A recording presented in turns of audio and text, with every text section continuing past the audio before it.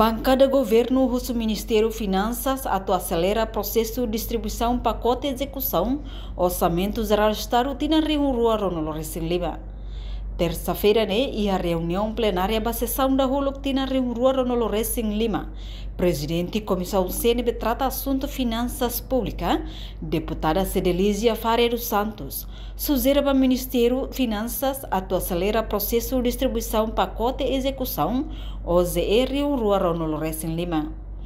Deputada Nehaktuir, pacote de execução OZR Rua Ronaldo Recém Lima nebe montante dólar americano bilhão Rua ponto nebe promulga ona husi Presidente da República José Ramos Horta. Até curso então esse ministro do partido governo de até Usmani também perguntou até a acompanha da orçamento geral do Estado de 2025 que o Parlamento aprova no presidente promulga no de dezembro de 2024. Vamos acompanhar cada governo nasce aprova um decreto de execução e a Conselho de Ministros.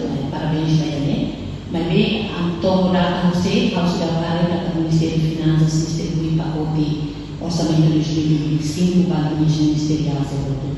Vamos acompanhar cada balanço da hora que será própria, incluímos Hatamba preocupação vice-ministro assunto parlamentar.